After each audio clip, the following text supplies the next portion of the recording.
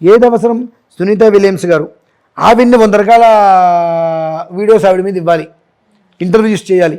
అమ్మ మీకు ఆ భగవద్గీత చదువుతుంటే ఒక్కొక్క శ్లోకానికి మీ యొక్క అనుభూతులు చెప్పండి అమ్మా, మీ అనుభూతి ఎలా ఉంది, గణపతిని పెట్టిన రోజు ఏ సమయంలో మీకు అవకాశం ఉండేది, ఎలా చదవగలిగేవారు అక్కడ ఆకాశంలో మీరు, ఆ ఒక్క అనుభూతులు మొత్తం పంచుకుంటామని చెప్పి 100 రకాల ఇంటర్వ్యూస్ ఆవిని అడగాలి.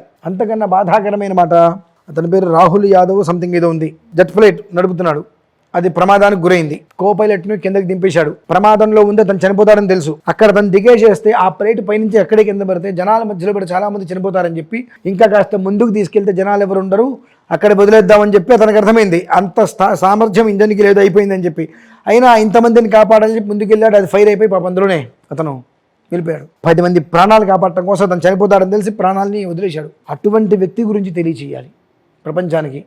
ఇలా ఉన్నారు, ఎదుటి మనిషి యొక్క జీవితం కోసం, ఎదుటి మనిషి ప్రాణాన్ని నిలపాలని చెప్పి తన ప్రాణాన్ని తన ఈ రకంగా వదిలేసుకున్నాడు అనేటువంటి అటువంటివి చక్కగా 10 మందికి తెలిసేలా ఉండాలి. కానీ వాటిని మాత్రం ఎక్కడో ఒక మూల ఇంత బిట్లాగా వేయటము, ఇటువంటివి చేసి పక్కన పెట్టేసేసి అక్కర్లేనివి, ప్రజలకి ఉపయోగం లేనిది, ప్రజలని భ్రష్టత్వం చెందించేటువంటిది. ఏది ఈ అమ్మాయి ఇలా డాన్స్ చేసింది కానీ ఎలా డాన్స్ చేసింది చూడాలి. ఇప్పుడు అర్జెంట్గా మామూలుగా 1000 మంది చూశారు, ఇప్పుడు ఇలా డాన్స్ చేసింది అనగానే ఎలా డాన్స్ చేసిందని చెప్పి 10,000 మంది చూస్తారు. ఇంకా అది ప్రమోషనే కావచ్చు, ఆ తర్వాత అమ్మాయికి ఏదైనా ట్రోల్ కావచ్చు కాక రకరకాలుగా మనకు ఉండాలండి.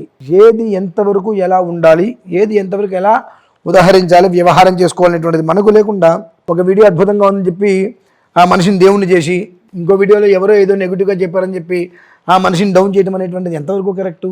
నిన్న దేవుడిగా భావించిన మనిషి వాళ్ళు నీకు దయ్యం ఎందుకు అయ్యాడు? నిన్న ఒక మాట చెప్తే నీకు నచ్చింది, ఇవాళ ఒక మాట చెప్తే తేడా వచ్చింది. ఈ రెండో మాట చెప్పడానికి గల కారణాలు ఏంటో నువ్వు ఆలోచించగలిగావా? ఆయన మీద ఉన్న ఒత్తిడి ఉందా, బలవంతంగా ఉన్న చెప్పడం జరిగిందా, ఏంటని నువ్వు కారణాలు ఆలోచించావా? లేదు. ఇలా ఉన్నారమ్మ. కాబట్టి తప్పనేటువంటిది వ్యవస్థలోనే ఉంది. ఎవ్వడికి వాడికి, ఒకడికి నేత్రానందం, ఒకడికి వాచానందం, ఒకడికి రాతానందం, మీ ఆనందాలు వాళ్ళకి క్యాష్ అవుతున్నాయి. చాలామంది కోపం వస్తుంది. ఒక మాట చెప్తా, భారతంలో ద్రౌపది దేవి ఎవరైతే ఉన్నారో ఆవిడ చీర తీశారని విప్పతీశారని చెప్పి యుద్ధం జరిగింది. ఇప్పుడు సరిగ్గా బట్టలు కట్టుకోవట్లేదు వీళ్ళు అంటున్నారు చెప్పి యుద్ధాలు జరుగుతున్నాయి. రెండో ఆప్షన్ లేదండి, ఇంతకన్నా ఎక్కువ మాట్లాడితే బాగోదు. ఒంటి నిండా బట్ట కట్టుకుంటమ్మా, ఒంటి నిండా బట్ట కట్టుకున్నాడు ఆ అమ్మాయి ఇంకెవరైనా ఒకటి చూస్తాడా అండి? లేదు.